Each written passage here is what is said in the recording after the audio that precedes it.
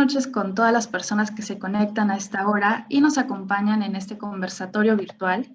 Mi nombre es Daniela López y a partir del taller de Partidos Políticos, Democracia y Cultura Política de la Universidad Católica de Santa María, Perú, les extendemos un saludo a todos los presentes en el conversatorio.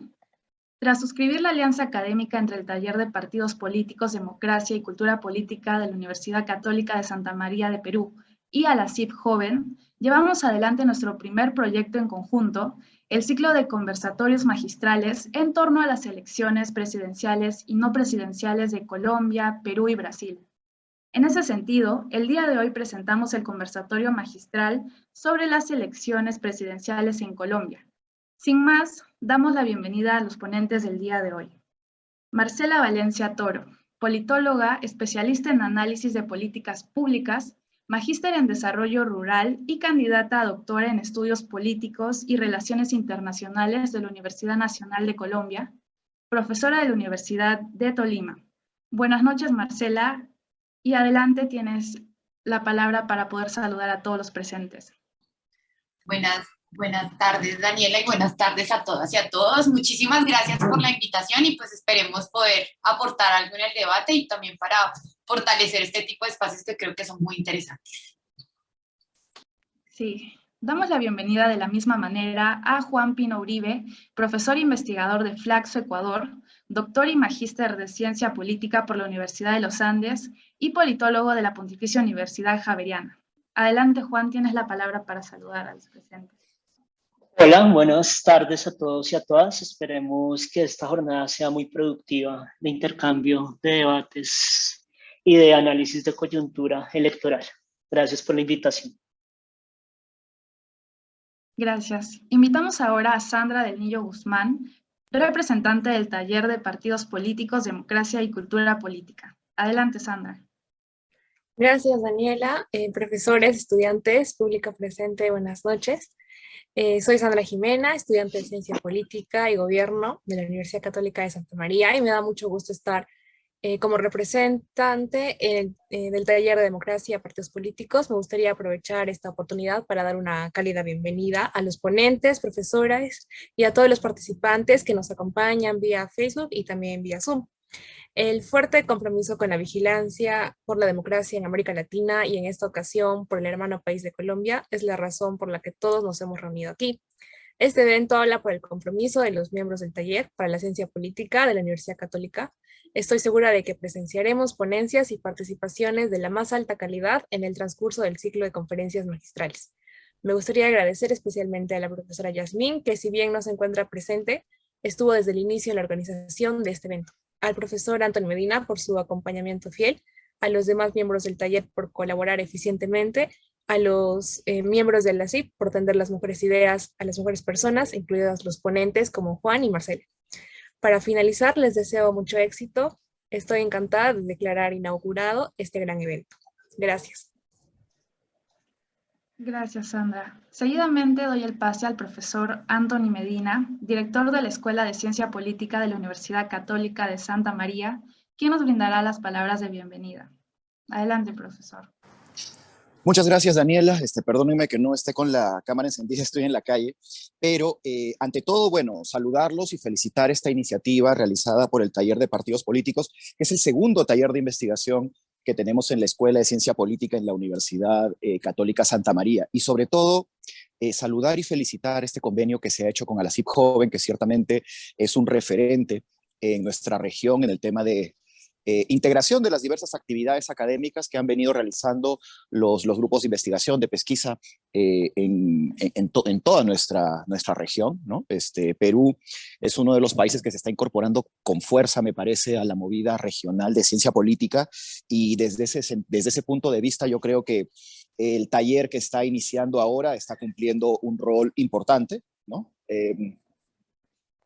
Tenemos otro taller también, que es el taller de estudios internacionales, que también buscará un convenio similar con ALACIP para poder realizar este tipo de eventos. Y nuevamente exhortar a los diversos jóvenes de la Universidad Católica Santa María y de otras universidades peruanas a extender sus redes académicas en pro de la difusión de estudios de investigación, publicación conjunta de papers, publicación conjunta de artículos. Y me parece que estamos yendo en ese camino, ¿no? El tema de las elecciones en Colombia es un tema sumamente importante para nosotros, es uno de nuestros principales vecinos, socios comerciales en el marco de la Comunidad Andina, la Alianza del Pacífico, y por supuesto lo que ocurre en ese país es algo que ciertamente nos interesa conocer. Entonces, este espacio académico que estamos generando, que sirva también para establecer un puente entre las comunidades académicas de ambos países. Yo agradezco muchísimo la gestión, la organización, sobre todo liderada por Yasmín, por Sandra, por Daniela, por todas las personas que están involucradas en este proceso. Y espero que esta no sea pues la última vez que conversemos, sino que más bien este sea el principio de un intercambio académico mucho más extenso y mucho más fluido. Yo les agradezco mucho, yo tengo que retirarme en un momento, pero esta conferencia va a quedar registrada en las plataformas digitales de la universidad, tanto a través de Zoom como a través de Facebook, en la página de la universidad, y por supuesto estará disponible para toda la comunidad académica a través del repositorio que estamos construyendo. Entonces, muchísimas gracias, los saludo y les agradezco nuevamente, especialmente pues a los destacados ponentes que nos acompañan el día de hoy. Muchísimas gracias. Gracias, profesor. Así que comencemos con nuestra primera ponente, Marcela Valencia, que cuenta con un tiempo no mayor a 30 minutos para poder exponer sus ideas. Adelante, Marcela. Bueno, Daniela, muchas gracias. Voy a compartir pantalla. Listo, acá está. Bueno, yo traté de elaborar algunos elementos de reflexión a partir de las preguntas guías que nos enviaron, ¿cierto? Entonces las traté de poner en esta diapositiva. ¿Se está viendo completo? ¿Sí? Ok, es que ayer tuve problemas con Meet, entonces estoy con trauma. Me perdonarán. Bueno, ya me presentaron, yo soy Marcela Valencia, soy profesora en la Universidad del Tolima, del Departamento de Ciencia Política, y un poco, bueno, la idea es poder discutir a partir de estos elementos orientadores que nos presentaron. La primera pregunta tenía que ver sobre el centro político en Colombia y lo que está pasando en este momento con el centro político en Colombia y si no existía la posibilidad de una tercera vía. Yo acá busqué o quiero plantear una reflexión un poco de un aliento más largo que creo que vale la pena poner, digamos, en la discusión. Lo primero es las dificultades de una narrativa con una historia diversa y no conciliada del centro, ¿no? El centro político que hemos venido elaborando en Colombia proviene de lugares muy diferentes y de historias políticas y organizativas muy diferentes, ¿sí? La confluencia, la coalición que, digamos, representó al centro y esta parte de la consulta presidencial que tiene personajes que tienen historias políticas y organizativas muy diferentes. Podemos empezar, estaba Jorge Robledo, uno de los precandidatos presidenciales, que hace parte de una ala de la izquierda colombiana, que es el MOIR, que para resumir, porque ideológicamente es bien difícil tratar de ubicar al MOIR, voy a dejar como es un ala maoísta en términos de la interpretación de los problemas colombianos. Con muchas más cosas estoy tratando de simplificar, pero doy un elemento pequeño, ¿no? Entonces tenemos a Jorge Robledo, que además hizo parte del Polo Democrático como la primera agrupación política, como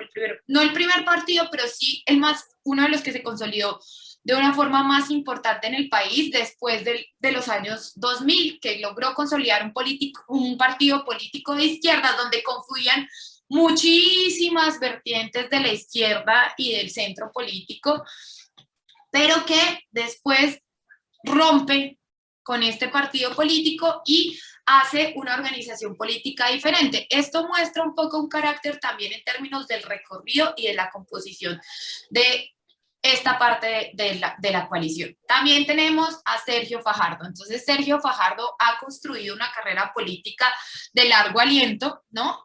Estamos hablando desde los años 2000, no me acuerdo cuándo fue ¿cierto? Fue 2000 la primera alcaldía, bueno, no me acuerdo, la alcaldía no me acuerdo, pero es desde inicios de los 2000 empieza a construir un movimiento ciudadano, pero es un movimiento ciudadano que está ligado a la región de Antioquia, ¿cierto? Tiene su punto de partida en Antioquia y hay unas historias detrás alrededor del conflicto que para muchos sectores siguen siendo importantes. Se hablaba en algún momento de la gobernabilidad en Medellín, y la gobernabilidad en Medellín era básicamente que se hacían acuerdos con grupos paramilitares, para simplificar, no sucesores del paramilitarismo, pero paramilitares, para mantener cierto control en términos de la seguridad, y hay sectores que, digamos, señalan que Fajardo participaba de esto. No hay una condena, esto es simplemente como de las narrativas de estas personas. Pero además de eso, el salto a la política nacional se da en el marco de la ola verde,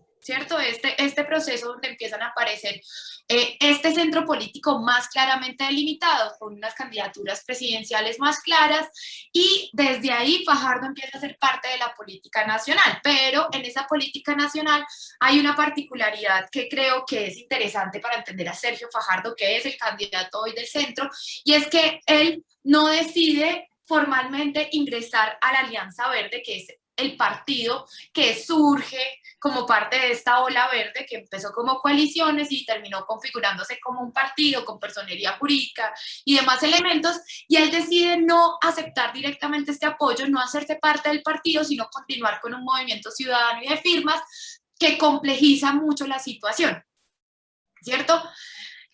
Están personajes también como Juan Fernando Cristo, que es parte o era una parte del Partido Liberal Colombiano, de los partidos tradicionales liberal conservador, hacía parte del Partido Liberal, sale del Partido Liberal por pugnas internas, pero se configura, digamos, es un hombre que ha sido ministro, senador, tiene toda una historia en términos también de una relación con los temas de unas lógicas clientelares de gestión con la política que están ahí, no se pueden negar, y que un poco tratan de dibujarse en esta lucha contra la corrupción, que ha sido uno de los ejes fundamentales articuladores de esta campaña política. Pero con ese recorrido, con ese background que tiene este hombre, pues es muy difícil creerle que ya el clientelismo se acabó y que no va a pasar.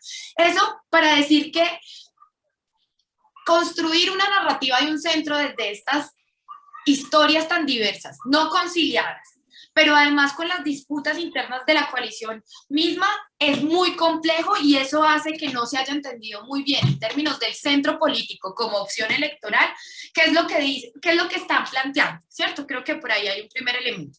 Segundo elemento, llegar a una coalición, sí, la idea de una consulta, pero las coaliciones ha sido muy difícil desde esta diversidad.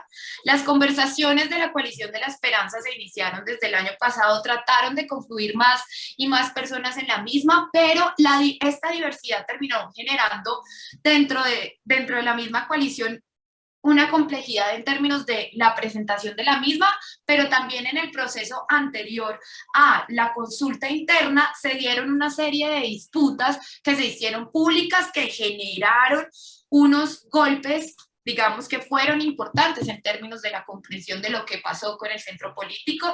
El resultado, digamos, en las consultas presidenciales es un resultado que muestra que no tienen la capacidad de llegarle a la cantidad de gente que lograron hacer en la primera vuelta presidencial de las elecciones pasadas, y que un poco los desdibuja del panorama. Un dato simplemente para señalarlo, con el candidato Sergio Fajardo tuvo menos votos que la segunda, Francia Márquez, de la consulta del pacto histórico. Eso marca una diferencia también ahí. Ahora, de lo que va de las ballenas a estas elecciones, les voy a contar por qué de lo que va de las ballenas a las elecciones. Cuando fueron las elecciones pasadas, que pasan a segunda vuelta Iván Duque y Gustavo Petro, Sergio Fajardo decide que va a votar en blanco, pero hizo un hecho, digamos, simbólico muy importante, y es que se pueda ver ballenas en el Pacífico, ¿no? Que es el momento de la migración, entonces uno puede ir en la costa pacífica colombiana a ver las ballenas en su proceso de la migración. Esa decisión del voto al blanco es un tema que sectores de la izquierda y de un centro izquierda le han cobrado muy duro a Fajardo. Se lo han cobrado muy, muy duro, pero además de eso, desde las ballenas hasta este momento, Colombia ha sido un país en el que la dinámica de la movilización social ha marcado una agenda en términos de cambio que es muy importante hoy, ¿no? Finales del año 2019 tenemos una movilización nacional muy importante que va creciendo, que genera reacciones, por ejemplo, como declarar estado de sitio un día, que eso no sé, pues a mí generacionalmente, yo creo que Juan debe ser como de la misma generación que yo, a mí no me había tocado que declararan el estado de sitio. Y eso fue ese viernes, ese día en Bogotá yo me sentía rarísima porque decía, ¿dónde estoy viviendo? Pero después, digamos, claro, estas movilizaciones se rompen con todo el tema de la pandemia, ¿no? Las cuarentenas. Esto genera una explosión, digamos, en términos de pobreza, de acceso a recursos, de capacidad del Estado de responder, que se refleja en las movilizaciones del año 2021, que es un pico de movilización que yo creo que no nos había tocado a nosotros. Y con una respuesta por parte del Estado que es profundamente violenta, que desconoce las necesidades que hay ahí, que desconoce a la gente, pero que además militarizó la respuesta a la protesta social.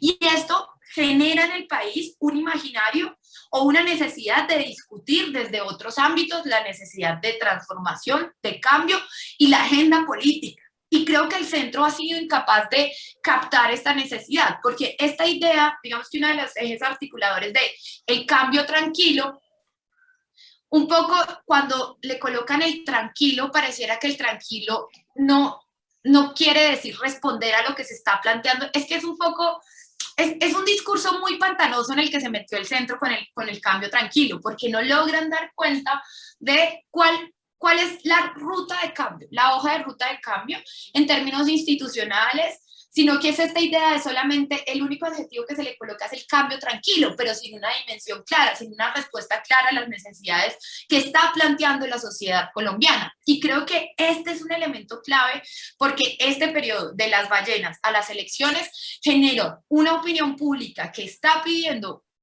respuestas a unas necesidades sentidas que el centro político ha sido incapaz de articular.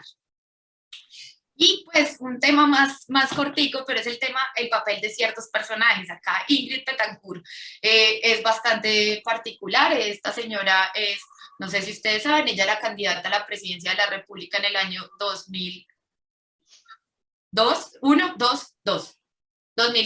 o 2001, bueno, en ese momento estaba en la zona de distensión donde se estaba haciendo el proceso de paz con las FARC, se va para allá y la secuestra. Estuvo secuestrada hasta el año 2008, es liberada en una operación militar que se llama la Operación Jaque, bueno, toda la cosa. Y había salido un poco de la política nacional, en las elecciones pasadas regresa para segunda vuelta y apoya a Gustavo Petro, y en estas elecciones empieza a tratar de hacer un diálogo con la coalición del centro.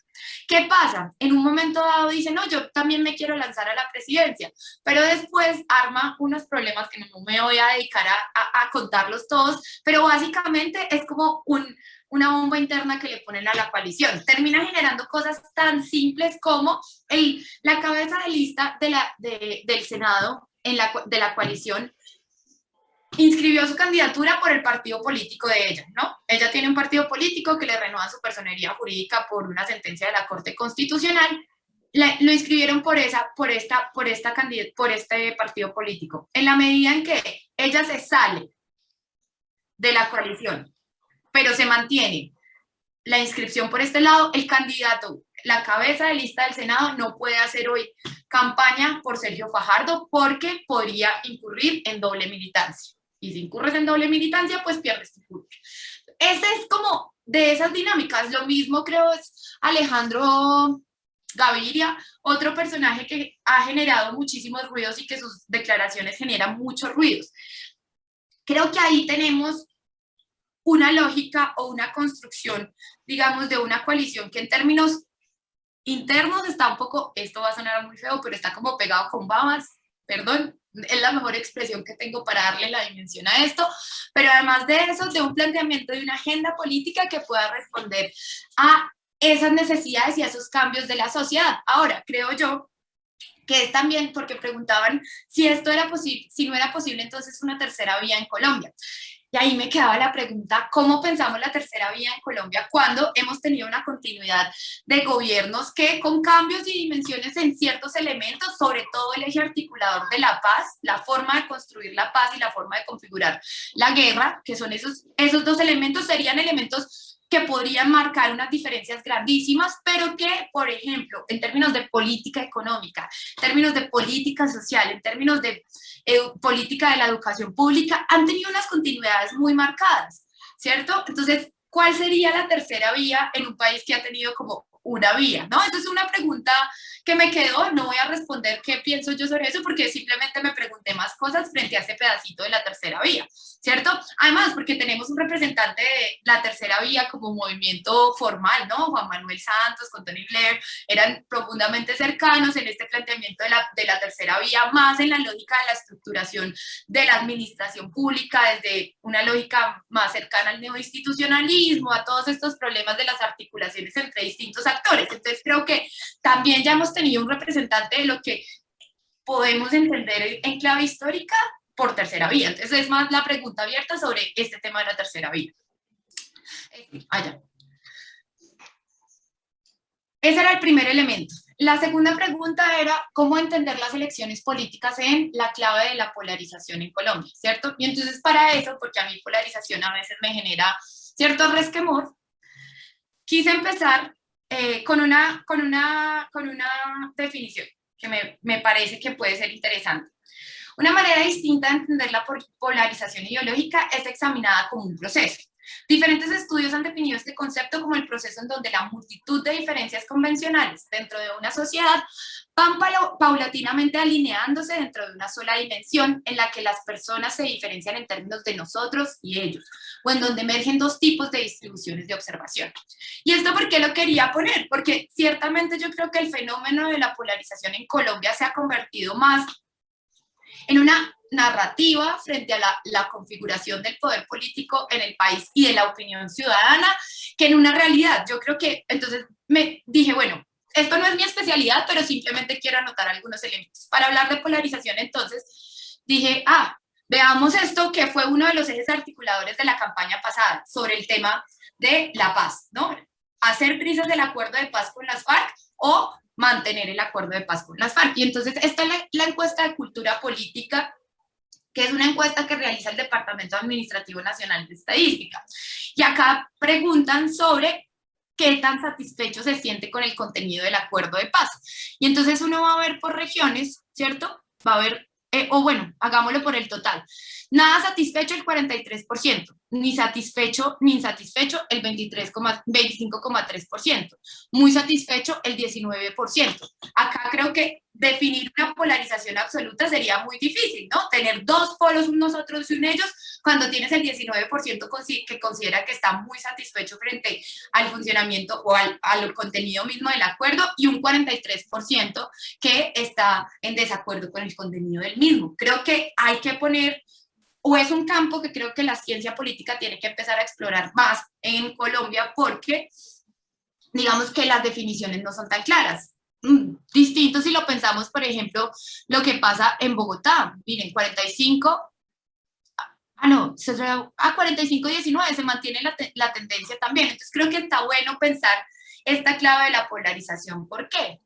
Después dije, bueno, entonces miremos en términos de la distribución de cómo quedó el Congreso en las elecciones legislativas ahorita.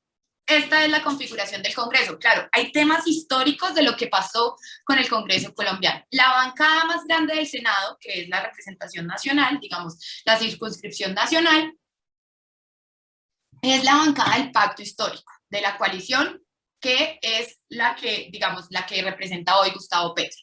Son 20 senadores. Eso equivale al 18,5% de los senadores. Pero debajo, justo debajo, esto es preliminar porque no han salido los datos del escrutinio, porque no son los datos de la registraduría, pero más o menos así está quedando el Senado colombiano.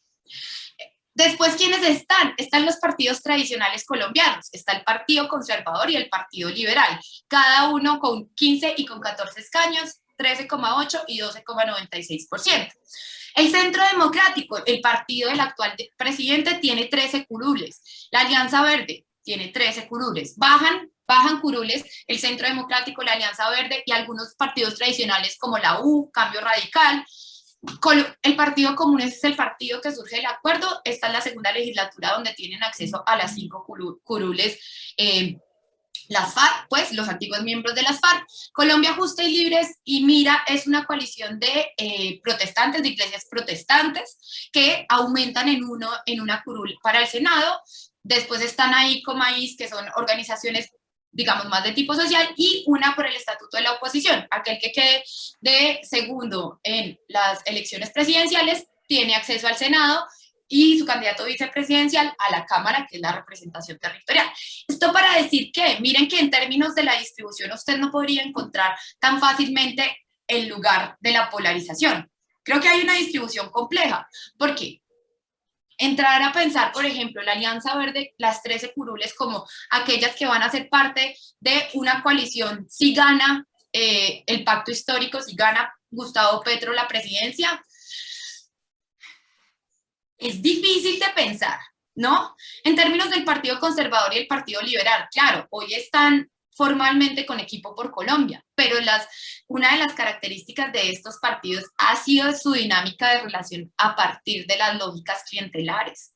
Y entonces cuando vemos eso, esa distribución, o creo yo que hay que hacer también la pregunta, ¿cómo representamos esa polarización cuando tenemos un Congreso que está siendo diverso en términos de su estructuración, ¿no? Los resultados nos muestran que hay una diversidad en términos de su configuración.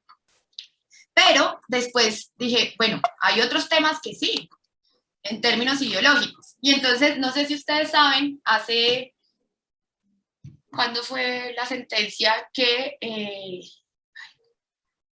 bueno, creo que fue como para marzo o abril, que la Corte Constitucional colombiana despenalizó el delito del aborto, porque había un delito que era específicamente para aquellas mujeres que decidieran tener un aborto.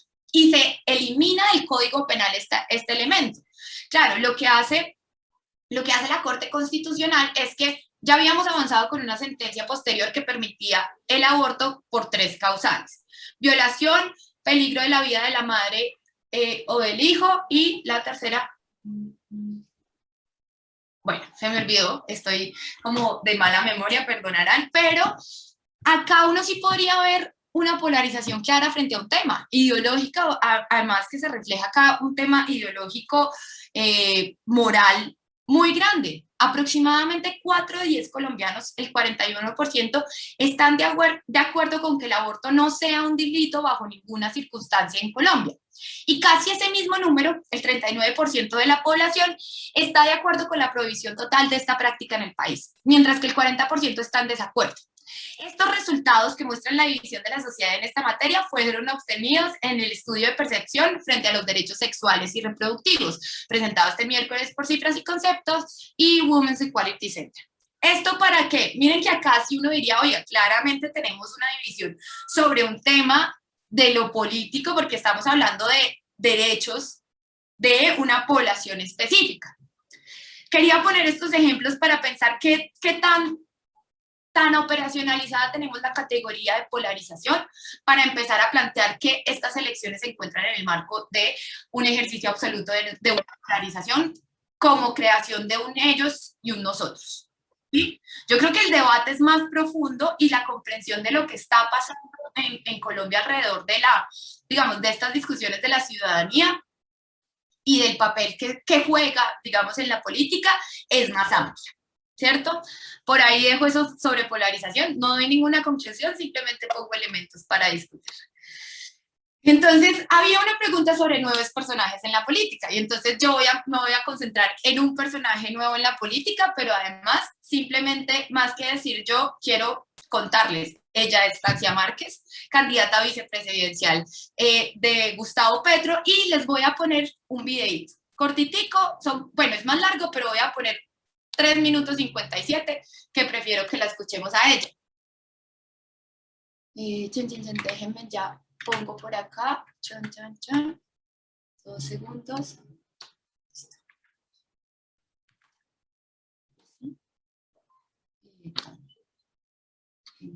Compartir sonido.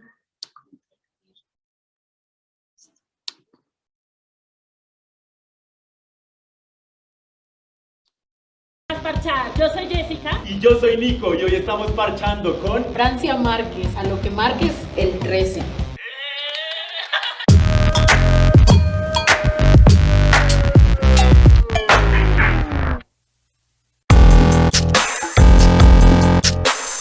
Bueno, comenzamos este episodio con unas preguntas para romper el hielo. La primera pregunta, Francia, ¿qué prefieres, bicho o guarapo?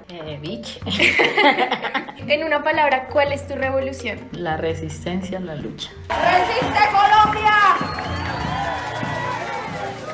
La resistencia en este país lleva 500 años. ¿Qué emoción vas a sentir cuando seas presidenta? No sé, porque sería la primera mujer presidenta de este país. Eso me colocaría a pensar en las abuelas. No han aprendido nunca una letra, no saben leer y escribir, pero han ayudado a parir la dignidad en este pueblo. En una palabra, ¿qué deseas construir junto con el pueblo? Creo que dignidad, paz, una apuesta por vivir sabroso. Por último, hay muchas personas que dicen que de pronto no tienes experiencia en la política, entonces queremos que nos cuentes 3 de tus más grandes logros políticos para desmentir esto. Bueno, cuando a mí me dicen que no tengo experiencia, yo pienso en Alex Char, ¿no? Reservado para el precandidato Alex Char, quien fue invitado a este debate con suficiente antelación. ¿Cuál es la experiencia que ha tenido un hombre miserable como él? Pienso en Iván Duque. ¿Cuál es su experiencia? ¿De qué me hablas, viejo? Pienso en los hombres blancos de élite privilegiados que nos han gobernado. Pero repito, no les pasa por negros, les pasa por colombianos. Su experiencia ha sido de condenarnos al hambre, a la miseria, al empobrecimiento y a la guerra. Han desangrado este país. Este país está insostenible, la violencia no para. Asesinatos de líderes sociales no para. Es decir, hay una política de muerte que todos los días se impone sobre la vida de la gente y eso yo creo que nos invita a empujar con todas nuestras fuerzas la necesidad de construir otra política. Esa es la experiencia de los gobiernos que hemos tenido. Entonces esa experiencia es la que me hablan, de ella yo no quiero. O sea, la experiencia que yo tengo es de haber estado en medio del conflicto armado generando condiciones de paz. Hemos hecho en construir la paz en este país y es la paz verdadera, no es la paz de discurso, no es la paz con las armas. Desde que tenía 13 años enfrentarnos a una multinacional minera para evitar el desvío de un río, ¿sí? Defendiendo el agua. La experiencia que yo tengo es la experiencia de enfrentar la minería ilegal e inconstitucional frente a empresas multinacionales. Tenemos claro que estamos enfrentando a unos monstruos como son las empresas transnacionales. Para decirle al pueblo que hoy se les mira como basura en las calles, en los debates. La experiencia que tengo es la de enfrentar al racismo estructural en este país. Pasé de ser una empleada doméstica a convertirme en una abogada para colocar mi conocimiento al servicio de la justicia social. La experiencia que tengo es de mamá, ¿sí? De ser una mamá que sola sacó 2 hijos adelante. Vamos a cambiar el modelo económico de muerte para darnos paso a construir un modelo económico que garantice la vida.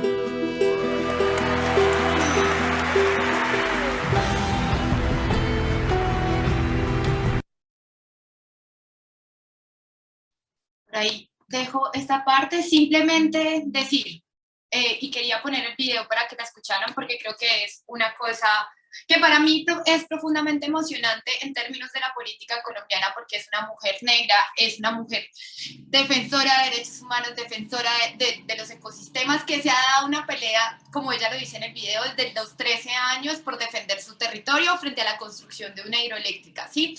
Y frente a la explotación minera. Y eso creo yo que llena de esperanza, por lo menos a mí me llena de esperanza, porque es mujeres, feministas, antirracistas que están ocupando espacios de la política y espacios nacionales.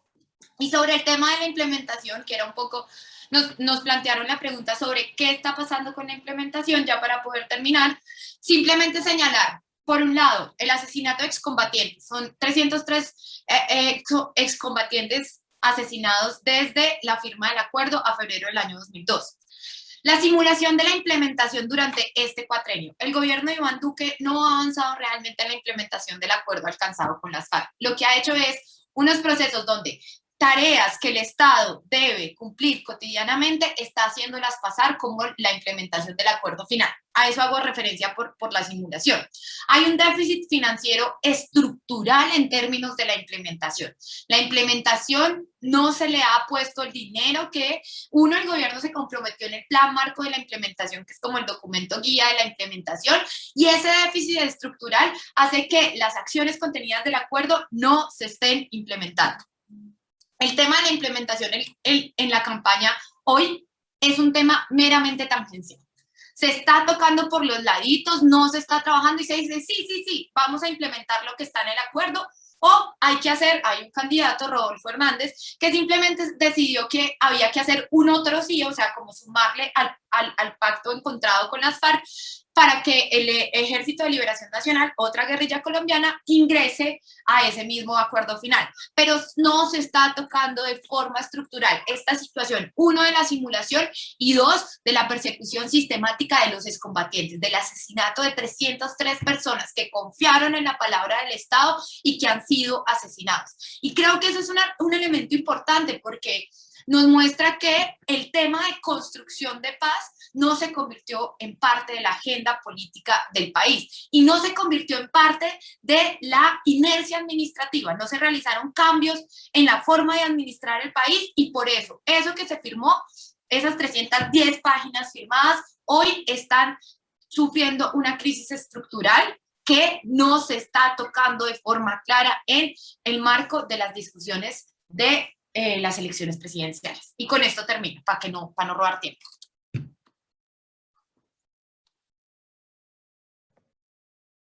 Muchas gracias, Marcela. Sin duda el debate es amplio en cuanto a Colombia y la situación actual. Invitamos a los presentes a que puedan ir dejando sus preguntas en el chat, que posteriormente le vamos a dar lectura en la ronda de preguntas. Le doy la palabra ahora sí a Juan Pino Uribe para que pueda comenzar con su exposición. Adelante, Juan. Bueno, en primer lugar, aclarar que no recibí preguntas, entonces creo que es una ventaja porque la presentación va a estar estructurada de forma distinta y no les vamos a aburrir con el mismo contenido.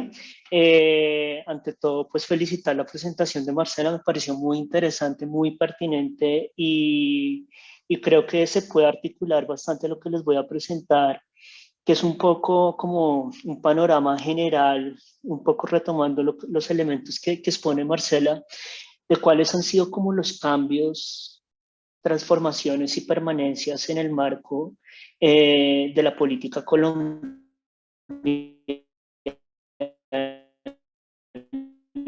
y eso cómo configura ciertos... Antes de comenzar, pues un poco como resumiendo mi opinión sobre las preguntas es como muy parecida a Marcela, creo que el centro es muy desvaído, entonces apoyo eso. También opino que la polarización muchas veces no está muy bien definida conceptualmente ni tampoco está operacionalizada. Vamos a ver y les voy a mostrar como ciertos ejemplos de que más que haber que la sociedad o la política colombiana esté polarizada, yo diría que hay escenarios de polarización y escenarios muy específicos.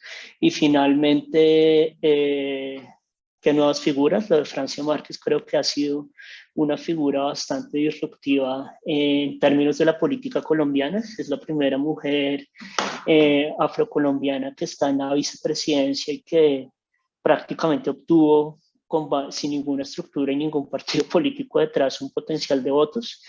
Y no diría nada acerca de la implementación del acuerdo de paz porque creo que Marcela hizo un excelente resumen, entonces ahí está, ahí también está mi opinión.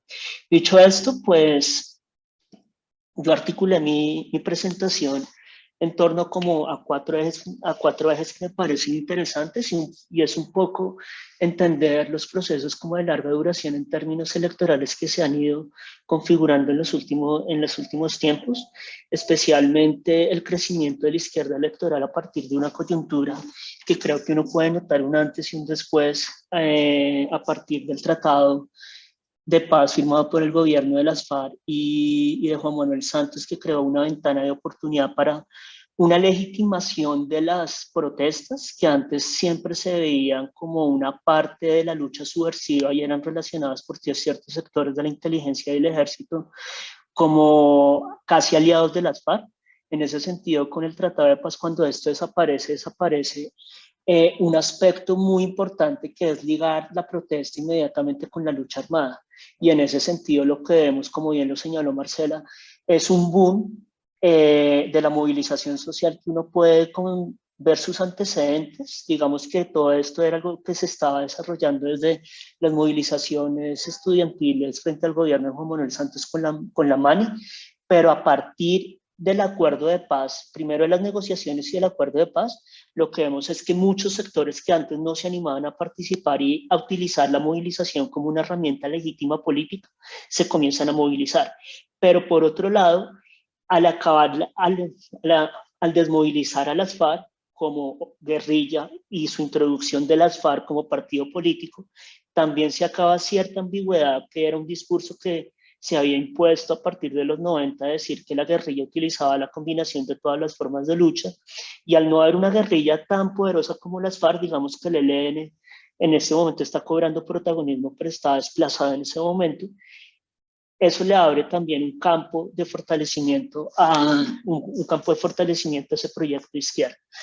En segundo lugar, le quiero mostrar un poco cómo las transformaciones del espectro político, y ahí me voy a pegar un poco a un argumento que dijo Marcela, en el sentido de que muchos analistas dicen que la mayoría de personas en Colombia son de centro, pero cuando uno hace una encuesta, uno nunca se puede guiar por una escala ideológica entre izquierda y derecha y decir que las personas que están en el centro son de centro, porque es un sesgo de selección. Un sesgo de selección es lo que yo espero que la otra persona me responda. Y en ese sentido, en Colombia, por la lucha armada, por que muchas veces nuestra confrontación política no está en el plano de la civilidad, sino en el plano de la violencia, en algunos sitios es peligroso decir soy de izquierda, y en algunos sitios es vergonzoso decir soy de derecha. Entonces lo que la mayoría de la gente hace es situarse en el centro. Vamos a ver, y les voy a mostrar como unas pequeñas aristas de que esto no es tan cierto, de que el centro como tal, cuando uno ya lo mira sobre temas específicos, un poco Marcela puso la discusión con el tema del aborto, pero también vamos a ver que hay otros clivajes, divisiones ideológicas importantes. Esta noción de centro va desapareciendo y se va disolviendo en el aire, parafraseando una frase, y vamos a ver que tiene como ciertas dualidades.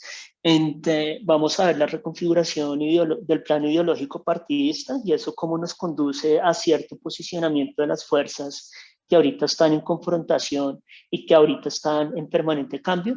Y finalmente, y eso sí fue como una idea como para hacer como el framing o el enmarcamiento. Yo creo que tal vez no hay polarización en el sentido electoral, legislativo. Creo que lo mostraron muy bien y me ahorraron bastante espacio como para ver cómo la formación de las bancadas, pero sí creo que hay escenarios, y más que todo en términos de redes virtuales, donde podemos ver ciertas características homofílicas que es que la gente solo tiende a hablar con ello mismo y excluir un poco al otro de la conversación que yo tengo. Y voy a mostrar como un estudio de caso que hicimos con unos amigos de comunicación, y que ahorita también estamos construyendo para las campañas.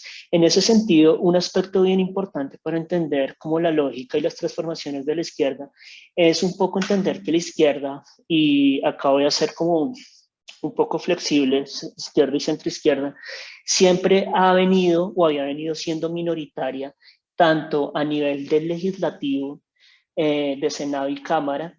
Y si ustedes ven acá, la izquierda, que era representado por el Polo Democrático, que era esa gran coalición de partidos que Marcela nos hablaba, en las elecciones de 2006 tuvo el 3%, en las elecciones de 2010 tuvo el 5%, en las elecciones de 2014 tuvo el 3%, y en las elecciones de 2018 tuvo el 2%, mientras que, por ejemplo, la otra fuerza que uno podría decir que está un poco más, que uno podría catalogar como de centro izquierda, por decirlo así, a pesar de que esto lo podemos discutir después, en el 2010 obtuvo el 4%, en el 2014 obtuvo el 4%, y en el 2018 obtuvo el 5%. Esto es, si ustedes lo suman, Esto prácticamente donde le fue mejor fue en el 2010, que obtuvo el 10% y el 9% de la votación. En ese sentido, la izquierda, además de ser débil en el legislativo, también era muy débil en términos de la confrontación subnacional.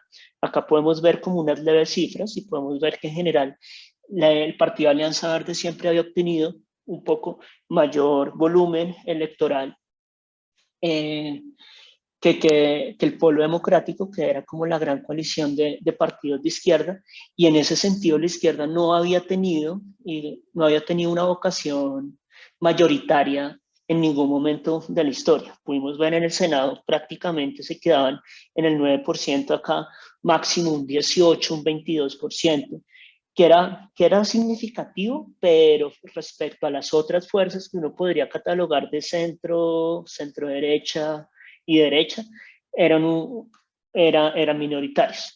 En ese orden de ideas lo que estamos viendo, y digamos que toca comenzar ahí como para ir analizando las elecciones presidenciales, lo que estamos viendo en términos de las elecciones a Congreso fue un campanazo que nos muestra que se está estructurando, según Mahoney, una coyuntura crítica, donde las fuerzas en el legislativo comienzan a cambiar de una forma gigante. Y acá podemos ver que uno de los cambios más relevantes va a ser en términos, primero, de una crisis de lo que uno puede decir que del proyecto de derecha más fuerte que ha tenido Colombia, y como más claro y directo, que es el Centro Democrático, que es este que vemos acá, que en el 2018 obtuvo 19 curules y se convirtió en el partido mayoritario, seguido por Cambio Radical y el Partido Conservador. Todos estos tres partidos, para contextualizarlos un poco frente al caso colombiano, son partidos que pueden ser catalogados de derecha, centro derecha y derecha. En ese orden de ideas, para el 2022, una de las transformaciones estructurales que podemos ver es que, primero, el Centro Democrático, dado los pobres resultados que ha tenido la gestión del gobierno Duque, pierde 6 curules, mientras que el Pacto Histórico logra algo histórico, valga la redundancia que les quedó bien el nombre, y es tener las mayorías dentro del Senado. Y para que ustedes vean como la importancia de esto, jamás en toda la historia de 200 años, una fuerza que se hubiera clasificado como izquierda obtenía el primer lugar. En segundo lugar queda el Partido Conservador, gana una curul. Luego está el Partido Liberal, que se mantiene, y el Partido la Alianza Verde sube su representación. En ese orden de ideas, y reitero un argumento que me pareció muy interesante de Marcela, nosotros no podemos ver que hay una polarización, más bien podemos ver que existe un Congreso, tanto en su Cámara Alta, que es el Senado, como en su Cámara Baja, que es la Cámara de Representantes, que llegaría y permitiría construir coaliciones, bien sea si llega un presidente de izquierda, bien sea si llega un presidente de derecha. Pero un aspecto que es trascendental dentro de la mecánica cotidiana de cómo se ha comportado la política legislativa y electoral es que por primera vez en la historia tenemos un partido o tenemos posibilidad de que haya una coalición de centro-izquierda dentro del Congreso, cosa que no se había presentado. Y además de eso hay otro factor muy importante, y es que en las elecciones de 2022 lo que uno podría decir que es la derecha y la de centro-derecha pierden para que vean el poder que siempre han tenido, pierden algo una prerrogativa que siempre han tenido, que era hacer reformas constitucionales si todos se unían. ¿Cuál era la historia? ¿Cuál era lo que pasaba en el Congreso? En el Congreso la izquierda y centro-izquierda se podía oponer a un proyecto. Si la centro-derecha y la derecha estaban de acuerdo, lo pasaban. Eran voces minoritarias como tal. A partir de las elecciones de 2022 uno puede decir que hay un Congreso donde, si son disciplinados y si el Partido Verde y el Pacto Histórico se unen, por primera vez se convierten en un actor de veto, donde ellos pueden incidir dentro del proceso legislativo. Y eso en términos de Colombia, es una transformación histórica que es la antesala de la configuración de las elecciones presidenciales.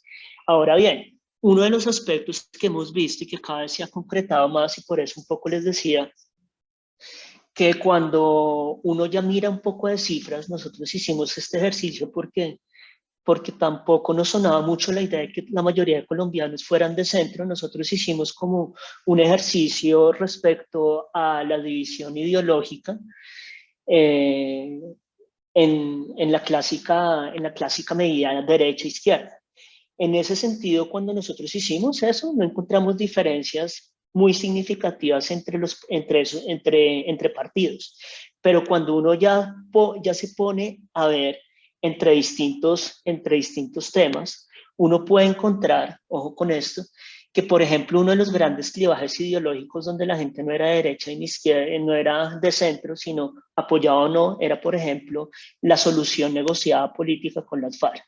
Y en ese sentido, eso ha sido una gran diferencia entre partidos como el PDA, Polo Democrático Alternativo, la Alianza Verde y la Colombia Humana, frente a partidos que uno podría considerar de derecha, como el Centro Democrático, y de centro izquierda como el Partido Liberal, donde uno veía que los militantes no eran muy liberales en ese aspecto de su formación política. Otro aspecto y otro eje coyuntural que vimos era, por ejemplo, en temas si los militantes de esos partidos o que se consideran más cercanos a esos partidos apoyaban el matrimonio homosexual. En ese orden de ideas lo que vimos es que también había una gran diferencia entre el PDA, la Alianza Verde, Colombia Humana apoyaba un poco entre el margen de error. Eso fue interesante porque nos muestra también como que dentro de la propia izquierda no hay como esas posturas unificadas, sino por ejemplo ese issue dentro de ese partido de Colombia Humana tendía más hacia una postura conservadora, para que miren la complejidad y que cuando uno dice centro agota y simplifica, invisibiliza, que es lo peor, muchas discusiones bien interesantes que hay en términos de un concepto más denso en términos ideológicos, y pues obviamente el Centro Democrático era muy bien situado según su orientación ideológica de derecha, en términos de rechazo, y el Partido Liberal, otra vez muy poco liberal, se mostraba un apoyo bastante negativo, o una posición en contra más bien hacia el matrimonio homosexual. Mientras que, por ejemplo, esta última, ustedes se preguntarán qué es intervención. No revisé el capítulo antes de mandarlo, creo que hubiera sido bueno. Esto es intervención estatal. ¿Qué tan de acuerdo está?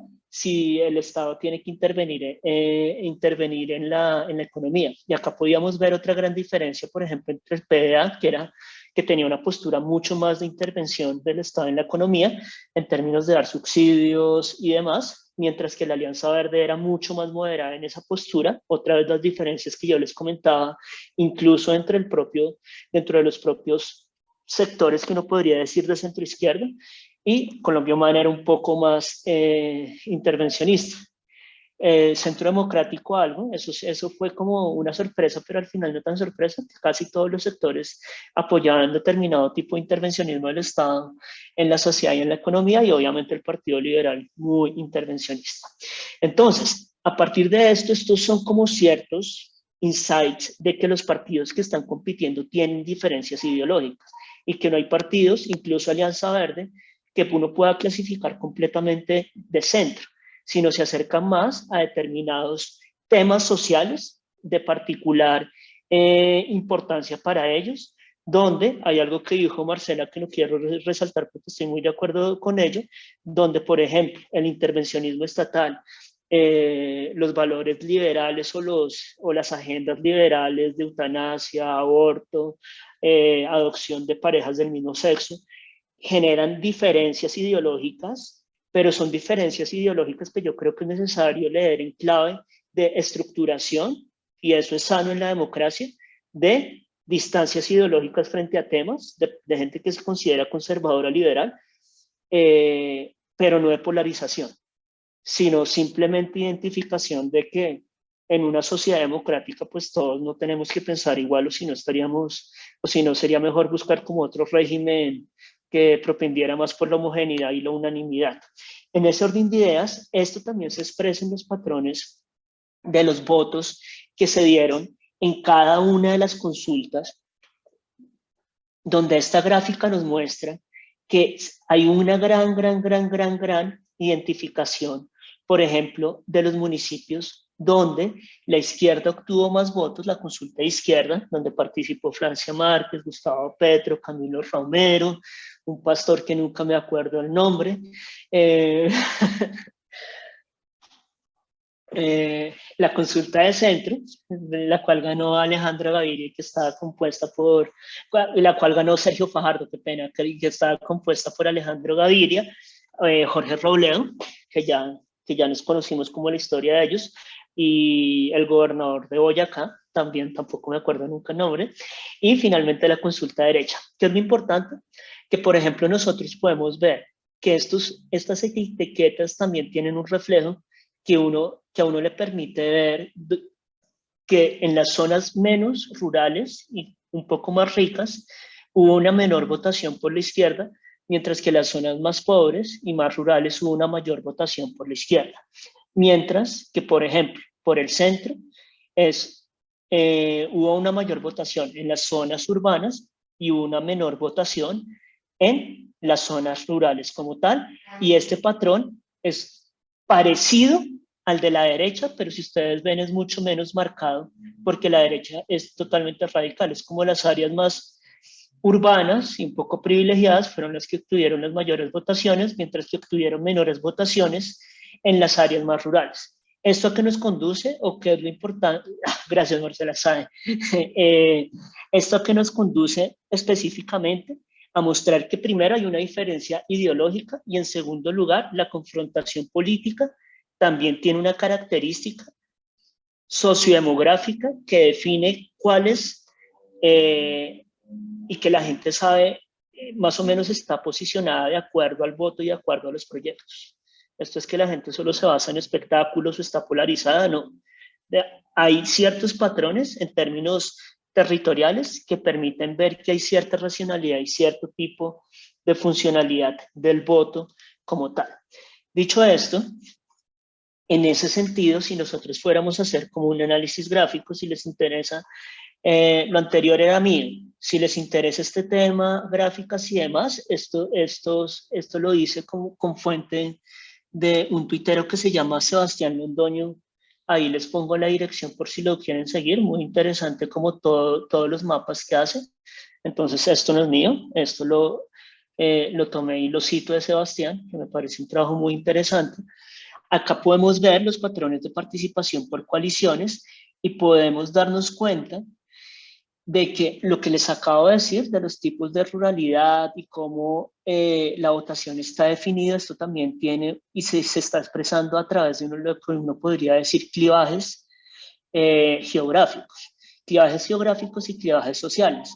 En ese sentido, si nosotros vemos, y si no están familiarizados con Colombia no hay problema, estas áreas han sido tradicionalmente pobres, estas son todas las áreas que dan al Pacífico, y en Colombia es interesante, un poco macabro, porque uno pues, se puede encontrar con varios mundos. Hay gente que vive como en el primer mundo, segundo mundo, esta gente diría como en el quinto mundo en términos de servicios sociales, acceso al Estado. Es un Estado mucho más débil, ausente o muchas veces aliado con caciques o demás que hacen ejercicios casi de extractivismo sobre el territorio.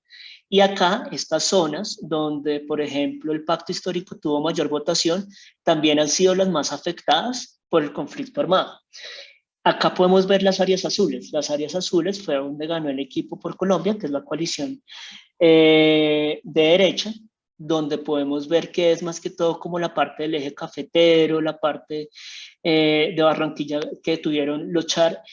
Y lo más importante es como, digamos, la parte donde el partido, por ejemplo, conservador y el Centro Democrático ha tenido bastiones históricos muy fuertes.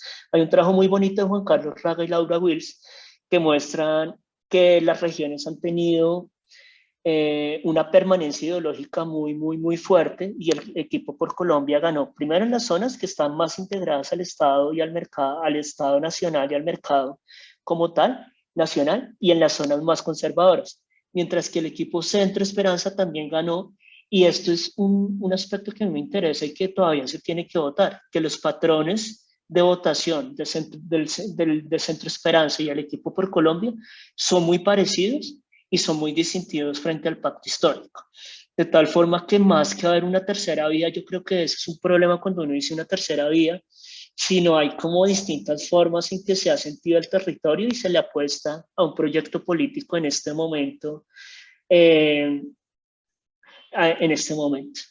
Ahora bien, dicho esto, y dicho que hay una racionalidad geográfica, patrones territoriales claros y también una distinción ideológica que no se expresa en una polarización, sino en una diferenciación de las apuestas partidistas, vamos a hacer como un pequeño visión de qué nos puede deparar las consultas como tal y cuál va a ser la diferencia con el 2018. Entonces, prácticamente la principal diferencia es que en el 2018 nosotros teníamos un proyecto de derecha que podríamos decir que ya no era hegemónico. Acuérdense que Álvaro Uribe en las dos primeras elecciones, 2002, 2006 creo que eran, ganó con el 50% más uno y mucho más de los votos. Y en ese sentido, lo que nosotros teníamos era una sociedad completamente, donde había un proyecto de derecha que uno podría decir que había alcanzado como ese rango hegemónico, y las otras fuerzas eran relativamente menores. En el 2018 ya no pasa eso. Duque tiene que ir a segunda vuelta, y a pesar de tener una diferencia grande con el segundo, que era Gustavo Petro, prácticamente estos dos sumados ya podrían haber hecho o haber cuestionado bastante el liderazgo del Centro Democrático. Cuando vamos a 2022, esto se invierte completamente.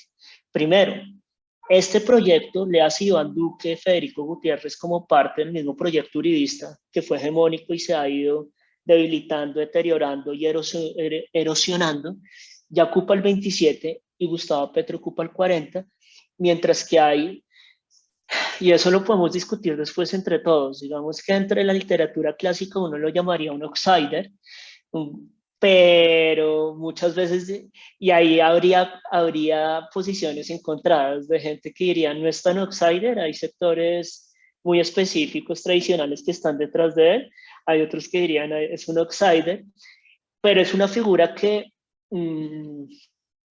tiene un discurso como que uno lo podría asociar muy parecido, un discurso y unas prácticas políticas que uno les podría asociar muy parecidos a Donald Trump, y es como esta figura del empresario que critica la política, que viene a ser todo eficiente, que establece como una diferenciación entre el pueblo honesto y los políticos corruptos, que es Rodolfo Hernández, y que es un poco disruptivo en el enfrentamiento izquierda y derecha, y cada vez está cobrando más importancia porque se le puede meter a Federico Gutiérrez y obtener el segundo lugar. Y eso va a ser muy importante por algo que les voy a decir. Bueno, digámoslo de una vez, porque el segundo lugar tiene una prerrogativa a la ley de garantías que surgió a partir del acuerdo de paz con las FARC. Y es que el segundo lugar obtiene el candidato a presidencia, un puesto en el Senado, mientras que su vicepresidenta o vicepresidente obtiene un puesto en la Cámara de Representantes, lo cual, visto lo que pasó con Gustavo Petro, es muy importante porque le genera como un palco para que esa figura se mantenga vigente durante los próximos 4 años. Entonces, dado el caso que yo no creo que todo esté decidido, todavía falta mucho por recorrer, la figura que queda de segundo tiene una ventaja grande en términos de los próximos 4 años, y es que no va a perder visibilidad, sino se va a mantener en la agenda mediática, y lo más probable es que se vuelva un poco la cabeza simbólica de la oposición, como le ocurrió a Gustavo Petro en estos 4 años como tal. Esto podemos ver que es una tendencia muy parecida, pues Gustavo Petro siempre obtiene la mayoría, digamos que es el primero, pero está un poco lejos si ustedes ven los dos escenarios del 50% de votos más uno, a menos de que algo pasara extraordinario. Y lo más probable y lo que va a diferenciar esta campaña de la campaña 2018 es que Rodolfo Hernández se puede meter en el lote del segundo, lo cual tendría algo muy importante y muy significativo. Hay distintos relatos de Rodolfo Hernández. Uno puede decir que es un outsider, uno puede decir que es una ficha escondida del establecimiento, uno puede categorizarlo de muchas formas. Pero lo que sí tiene es que si Rodolfo Hernández pasa a segunda, y eso es como un análisis que hace años me está como rondando en la cabeza, es que él no necesita pedirle los votos al uribismo, porque todos los votos los obtiene. Y es muy fácil que obtenga también buena parte de los votos de Fajardo. Y en ese sentido, paradójicamente, a pesar de ir de tercero, Rodolfo Hernández podría ser una figura mucho más competitiva para los partidos políticos tradicionales y para el propio uribismo, que lo que podría llegar a ser Fico Gutiérrez, que él hizo algo un poco torpe, si lo quisiéramos decir delicadamente, y es que unió su propuesta de gobierno con un respaldo implícito a al gobierno Duque. Y el gobierno Duque en este momento, si ustedes miran las tasas de popularidad, creo que es uno de los gobiernos históricamente más impopulares. Entonces es como si a uno le pusieran una piedra y lo arrojaran a un río. Y eso es lo que estamos viendo con esta campaña. Y finalmente Sergio Fajardo, a diferencia, nos faltaba, de 2018, se desinfla completamente. Y digamos que yo creo que ahí hubo un problema grande y generalmente se los odia a muchos políticos con gran recorrido. Juan Manuel Galán, Fernando Galán, el propio Sergio Fajardo, que ellos decían que el centro era el 70% de la autoidentificación. Y a mí me extraña que gente también formada políticamente cayera en ese argumento de decir que el centro como tal era mayoritario en ese sentido, sin ver el pormenor de cómo se estaba configurando eso en términos de otros valores y otras propuestas que Gustavo Petro, por ejemplo, pudo enmarcar bien y que Rodolfo Hernández también está haciendo como un priming muy fuerte sobre determinados aspectos, donde no que la gente sea de centro, algo que me parece interesante que dijo Marcela, quiere cambios que sean tan suaves que no se noten y que prácticamente muestren como cierto tipo de continuidades. Y en ese sentido lo que estamos viendo es un fracaso completo de esa estrategia que se expresa en términos porcentuales. En ese sentido, ¿cuál es el escenario con el que nos enfrentamos? Un escenario muy incierto. En el 2018 ya las cosas estaban un poquito más claras y Sergio Fajardo, por ejemplo, dio la sorpresa, casi alcanza a Gustavo Petro, estuvieron a 350.000 votos de diferencia. Acá tenemos un escenario mucho más novedoso en términos de un candidato que todavía no sabemos muy bien cómo clasificar a pesar de que su estilo de gobierno es un estilo, de su estilo de campaña es un estilo de campaña que podemos ver en Donald Trump, Johnson, y que cada vez está como más globalizado. Es bien interesante eso, cómo se está transnacionalizando ese tipo de, ¿cómo decirlo?, tropos discursivos y de etos de marketing político para posicionar ese tipo de personajes. Y finalmente hay algo bien importante que cada vez tiene mayor relevancia, que son las redes sociales, y que era lo que yo les decía, esto fue un análisis que nosotros hicimos en las elecciones de 2019 y que estamos haciendo para las elecciones con Fico y con Petro, que es un análisis de redes, y es en cierta manera decir que si vimos, y en eso comparto completamente la postura de Marcela, si nosotros vemos el plano legislativo, no hay polarización. Si nosotros vemos el plano ideológico, hay matices. Incluso, es que miren tan bonito que es, la izquierda no se parece entre ellas. Colombia Humana, Alianza Verde, el PEA tienen diferencias ideológicas marcadas, igual la derecha vimos dos partidos, hubiera sido más chistoso que lo hubiéramos visto con Cambio Radical, el partido de la U, tampoco tienen conciencias entre sí, Y en ese sentido hay más como el juego de toda democracia, solamente que más perfilado ideológicamente. Hay sectores que están separados, pero en redes cada vez estamos viendo comportamientos homofílicos cada vez más marcados. ¿Qué es la homofilia? Hay una frase muy bonita que dicen que pájaros similares vuelan juntos. Básicamente es eso.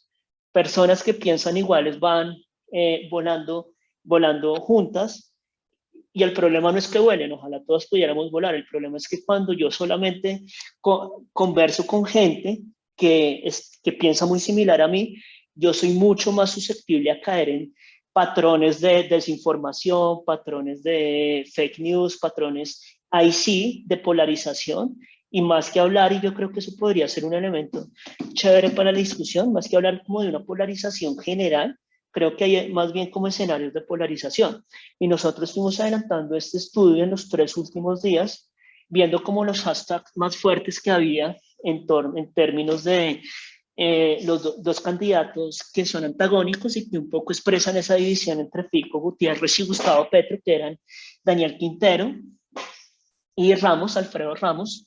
Y lo que nosotros pudimos ver es que en torno a las elecciones se podían configurar y podíamos ver distintos tipos de lo que nosotros llamamos cámaras de eco. ¿Qué son las cámaras de eco?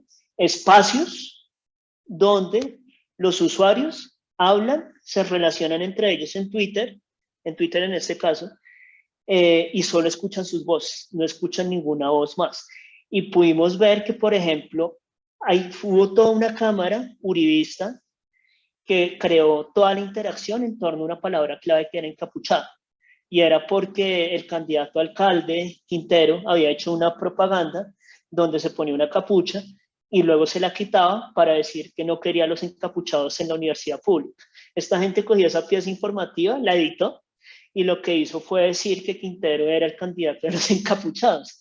Y con base en eso generaron toda una interacción donde Quintero aparece acá porque es mencionado muchas veces como encapuchado, pero todos estos colores azules, esto lo hicimos con un trabajo de clasificación, son usuarios de derecha. Los usuarios rojos son usuarios de izquierda, si no estoy mal, y los usuarios amarillos son usuarios que no pudimos identificar.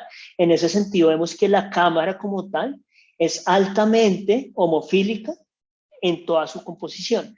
Los amarillos son de izquierda, qué pena.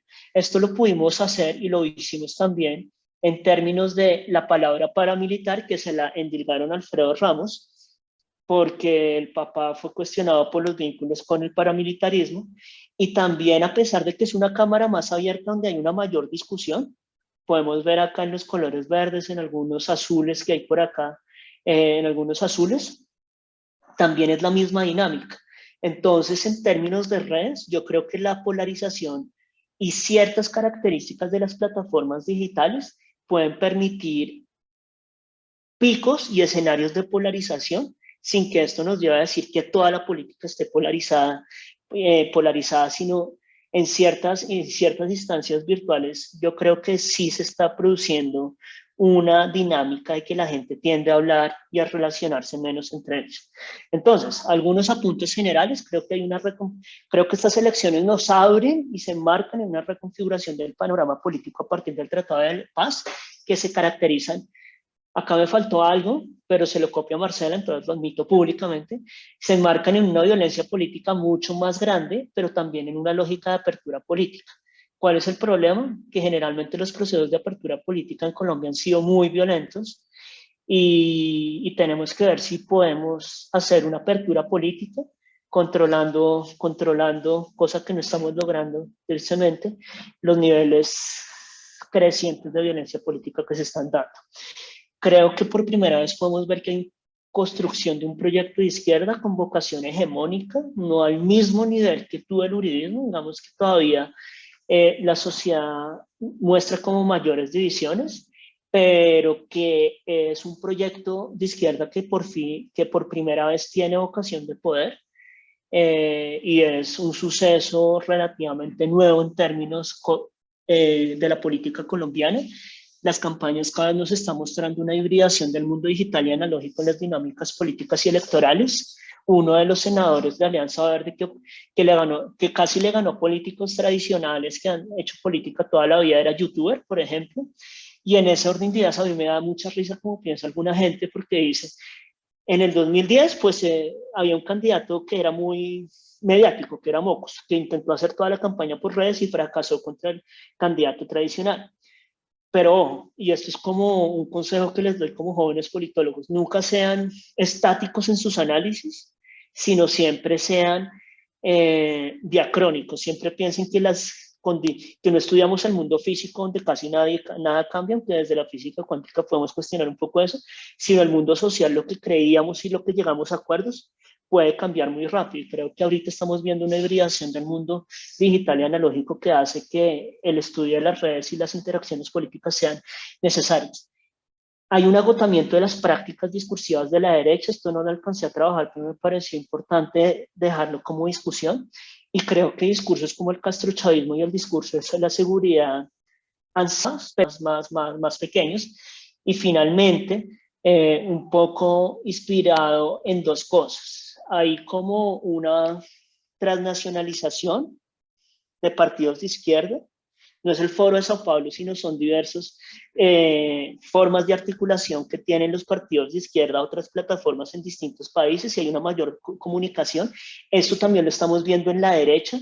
Por ejemplo, el proyecto panhispánico de Vox.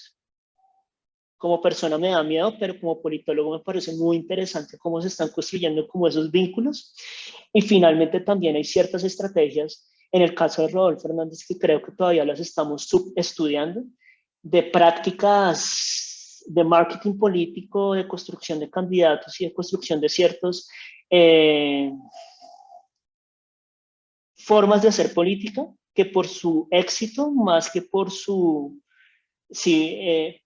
éxito electoral también se están volviendo transnacionales y se están utilizando como repertorios de marketing político en distintos contextos. Sería eso. Ay, qué pena. Ay, juepucha, no había, que ya había culminado el tiempo. Sí, no hay problema.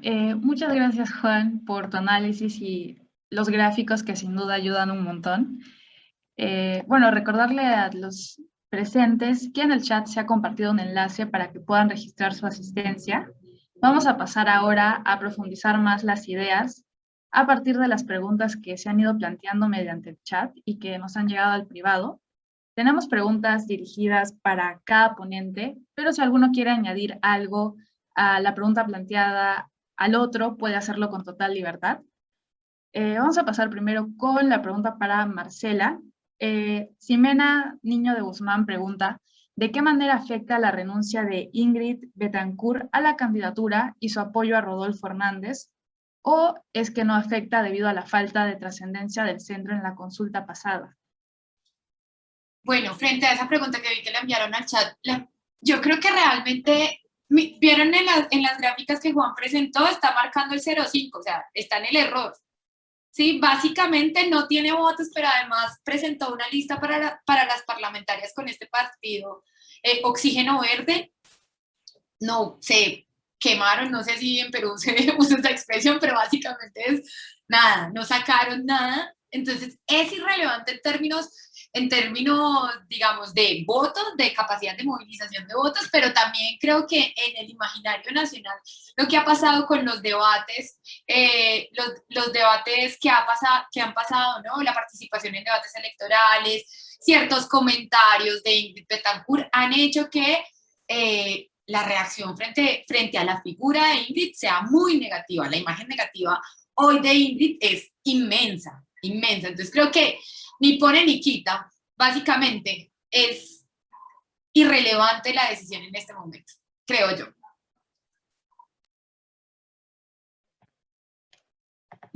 Ya, pasemos a la segunda pregunta, que es para Juan, que la plantea Yuriko Paucar. ¿Crees que existirá un giro a la izquierda en Sudamérica con la experiencia de Chile, Bolivia, Argentina, Perú y muy posiblemente Colombia? Y si es así, ¿por qué tardó tanto? A mí eso me frustra un poco el trabajo académico, que hasta ahorita estamos trabajando el giro a la derecha y ya estamos con giro a la izquierda.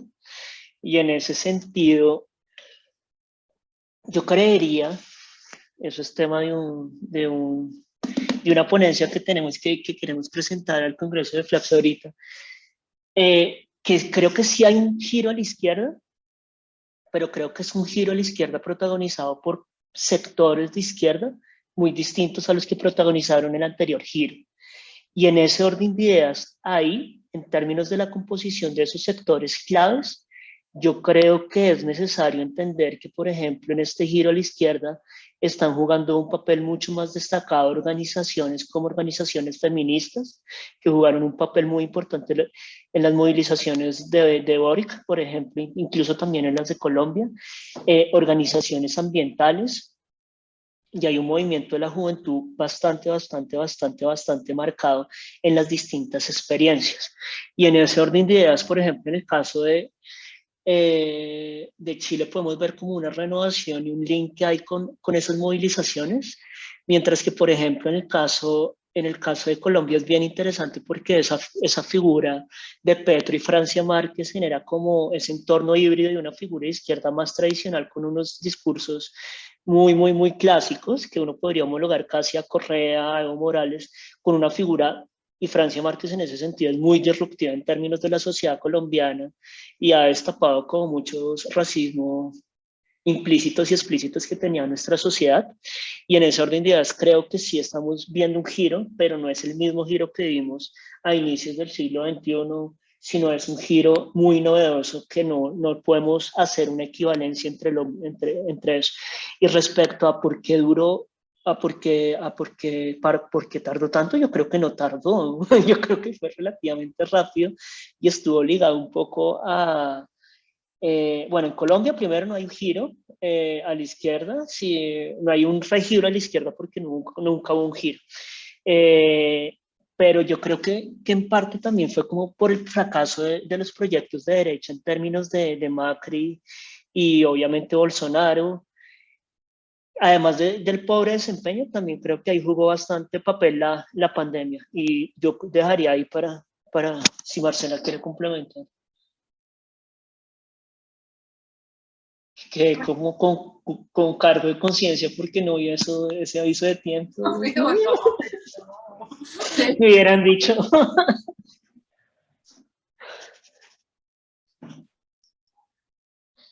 Sí, bueno, claro, en realidad muchas veces se tiene en la mente ese juego en conjunto que tienen los distintos países de Latinoamérica a la hora de ir de derecha a izquierda. Bueno, la tercera pregunta la hace Brian Guerrero para Marcela. Bueno, en Perú no tenemos una elección sobre coaliciones. ¿Crees que esto ayuda a que existan menos candidatos y menos dispersión?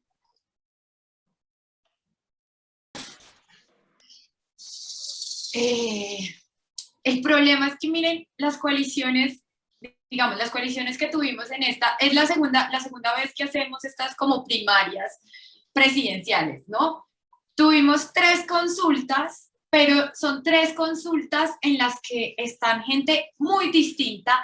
No hay fortalecimiento de partidos porque la elección de quienes van a estos espacios no se hace con base en un proceso democrático al interior de los partidos, porque muchos ni siquiera están representados por partidos, ¿sí? Y eso hace que uno diga, claro, llegaron menos. Pues al principio eran, en Equipo por Colombia eran 5 o 6, bueno, no sé, la señora Delmira de los protestantes, Barguil, que era del Partido Conservador, bueno, no sé, eran como 5 personas.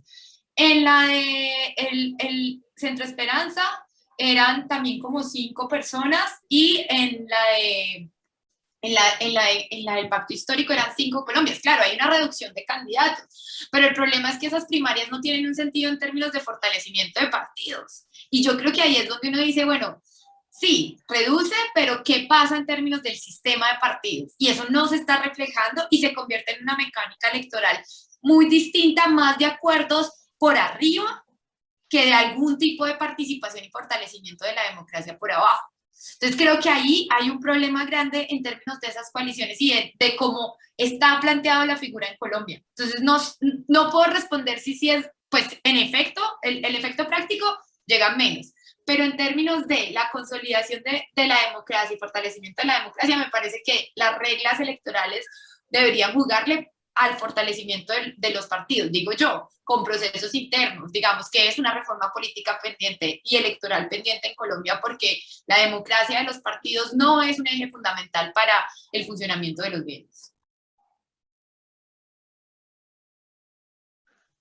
Claro, esta pregunta viene a cotación también al hecho de que en las elecciones presidenciales de Perú el año pasado la presencia de partidos fue enorme, entonces muchas veces la solución, más que una reforma, es la coalición para muchos. Y bueno, nos damos cuenta quizá con el caso de otros países que no es la solución directa a este problema. Pasamos con la cuarta pregunta que la hace Dana Díaz para Juan y nos dice, ¿cuáles serían las posibles consecuencias a corto y largo plazo si la izquierda se posiciona como gobernante? ¿En Colombia? En Colombia. Está buena la pregunta. Voy a acotar algo que me quedó de lo que dijo Marcela, que creo que estoy de acuerdo. Las consultas son más como un síntoma del fraccionamiento de los partidos que de su fortaleza.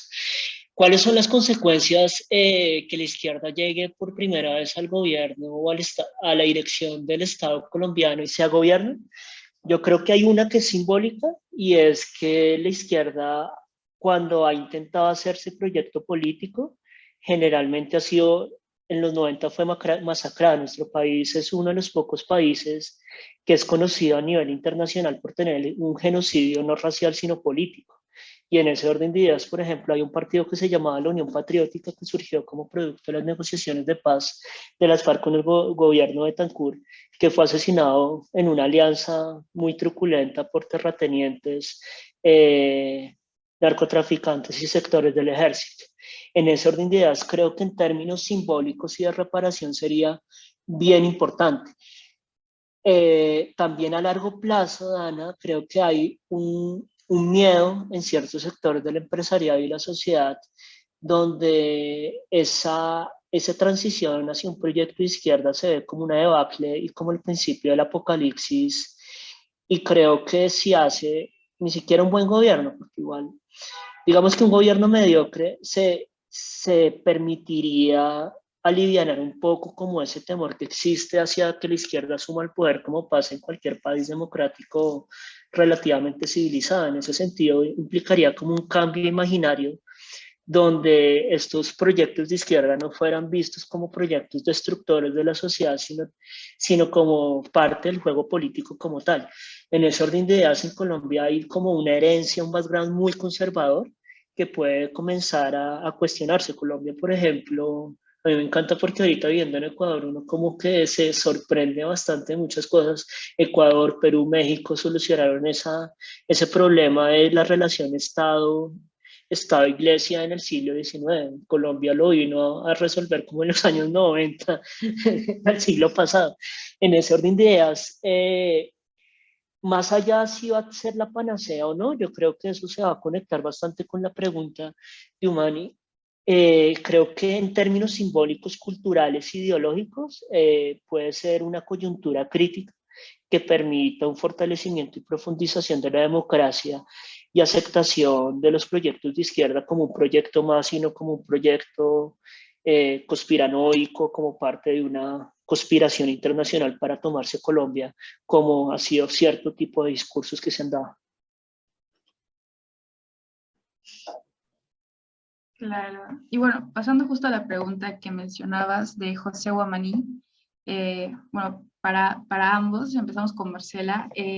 ¿Considera usted que si ganara Petro y se convierte en presidente, cuál sería el nivel de desgaste político que podría tener y si tendría el mismo efecto que Chile o Perú?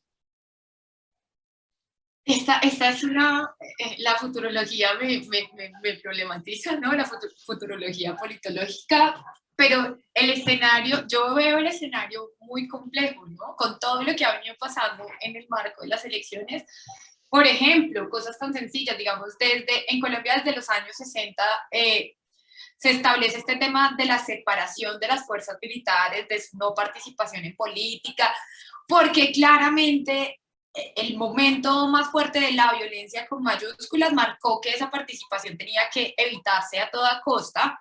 Y tenemos en Twitter una pelea por parte del comandante general de las Fuerzas Armadas respondiéndole a Petro y diciéndole, bueno, mil cosas en el marco de esa discusión. Y a mí eso me preocupa mucho porque es un proceso de politización de las Fuerzas Armadas muy fuerte que se ha venido dando. Digamos que en estos 4 años un poco se hace una purga del ejército de los generales que apoyaron el proceso de paz, un poco en esta idea de hacer trizas el acuerdo con la que venía Iván Duque, y se politiza la situación, y eso a mí me genera un susto o un miedo, más que decir qué va a pasar, pero me genera una situación de pregunta muy grande, porque ciertamente es algo a lo que no nos habíamos enfrentado tan de frente hace mucho rato. Digamos, claro, en los procesos de paz estaba la oposición por parte de los militares, pero no era esto, ¿sí? Y eso es una cosa que a mí me da mucho susto por toda esta historia que tenemos en términos de la violencia en la política.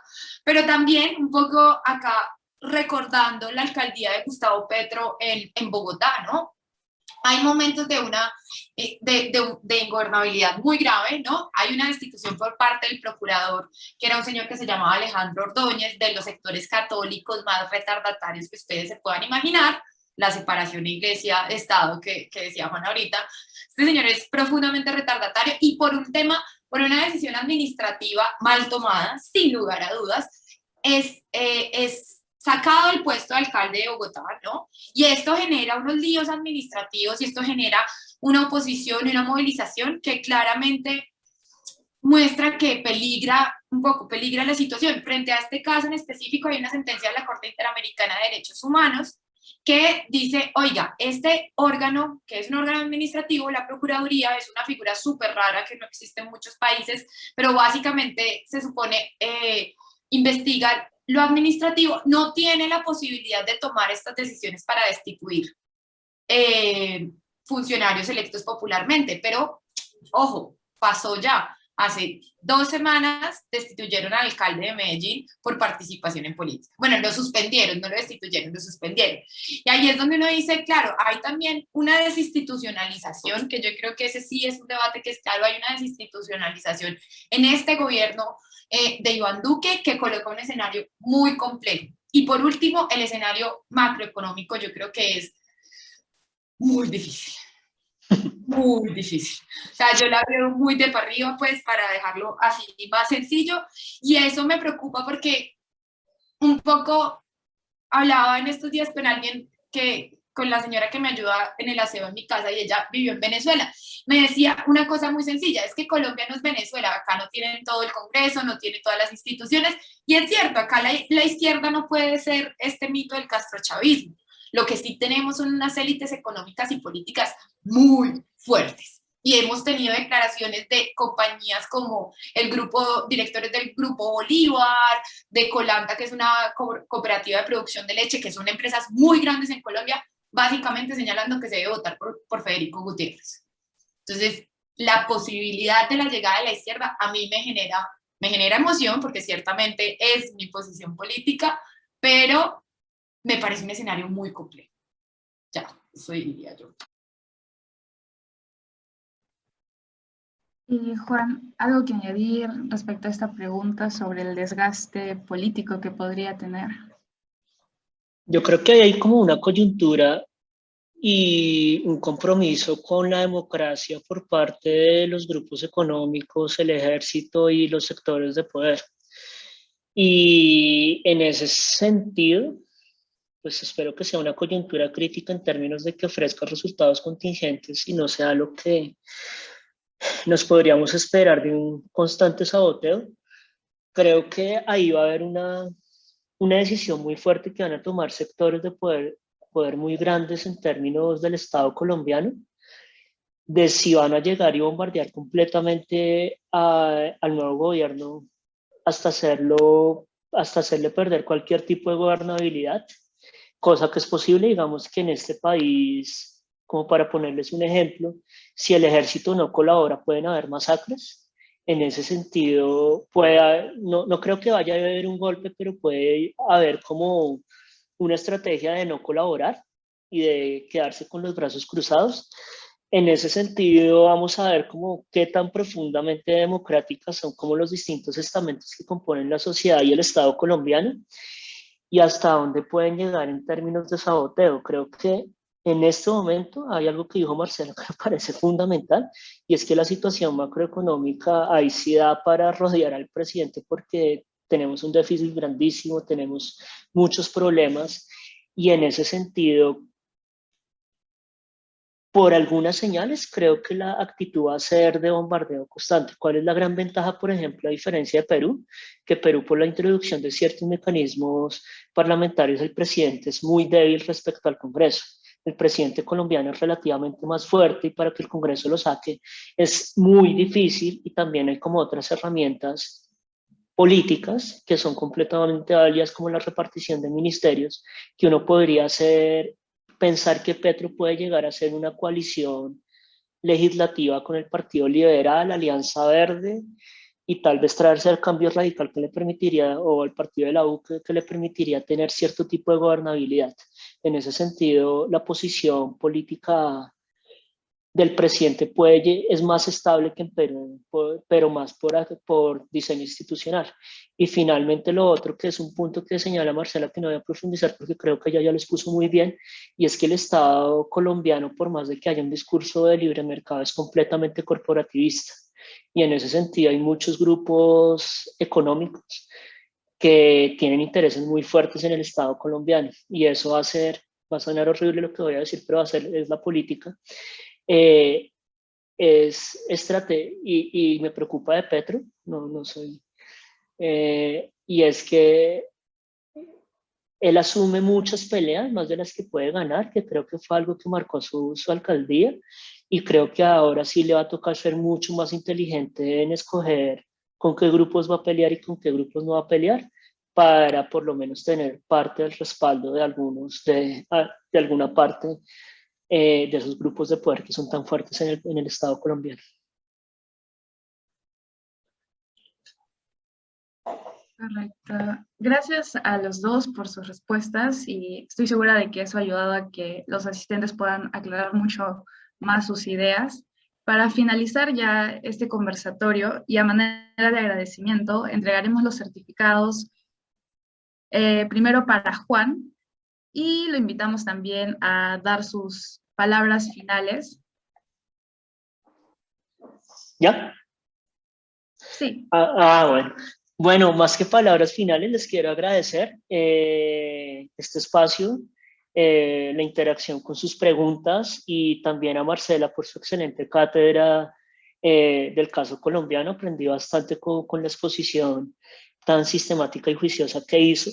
Y finalmente también les quería comentar que en Flaxo estamos en postulaciones para nuestra maestría de política comparada. Precisamente, Marcela, tuvimos un estudiante de la Universidad del Tolima, Sergio Huertas, que ahorita está haciendo su doctorado en la Universidad Católica de Chile. En esta maestría, pues, hay becas que cubren casi toda la maestría, no, que cubren toda la matrícula y que hay un estipendio de $500 si no estoy mal. Entonces, si están interesados o conocen a personas interesadas en la política comparada, creo que es la única maestría en política comparada que hay en Latinoamérica, pues los invito a conocer el programa. Cualquier duda, cualquier pregunta me pueden escribir si les interesa y pues buscamos personas que les encante como este tipo de temas y que les guste investigar y les encante la ciencia política. Entonces, si conocen a alguien y tienen alguna duda, bienvenidas todas las preguntas al correo. Hay también alguien de Perú que ahorita está haciendo su doctorado en Flaxo, México. Creo que era de la Católica. Bueno, ya entonces todos los asistentes ya saben de que van a poder preguntarle a Juan por su correo y también ha dejado el enlace por si quieren mayor información. Ahora también pasamos con el certificado para Marcela y también le damos este espacio para que pueda brindar sus palabras finales. Bueno, pues muchas gracias a todas y a todos. Creo que, digamos, de hecho yo tenía un poco de susto de hablar de estos temas porque como estamos en las correrías de falta una semana para las elecciones, la cabeza, uno podrá ser muy politólogo, pero la cabeza y la emocionalidad también lo va llevando por unos lugares acá, ay, no sé, que nos da susto. A mí me da susto, yo tengo susto, tengo miedo para el próximo 29, pero agradecerles a Juan también un montón de ideas que estuve tomando muchas notas porque creo que hay muchas lógicas que no había visto también en los análisis, entonces muchas gracias Juan porque me parece muy bacano poder compartir estos espacios y a ustedes pues muy juiciosos, un sábado a esta hora, muy juiciosos todos. Y ya, feliz noche. Sí, bueno, ese ha sido el conversatorio magistral en torno a las elecciones presidenciales de Colombia 2022 en alianza académica con ALACIP Joven. Gracias a todas las personas que nos acompañaron. Los invitamos también a seguirnos en las redes sociales, Twitter, Facebook e Instagram, tanto a ALACIP Joven como al Taller de Democracia, Partidos y Cultura Política, y también al de nuestros ponentes. Y también decirles que estén atentos. El 12 de junio tenemos un conversatorio sobre las elecciones regionales y municipales en Perú, que son este año, y va a ser un evento académico tan interesante como este, así que esperamos contar con su presencia. Agradecer de nuevo a los ponentes y esperamos que todos tengan una buena noche.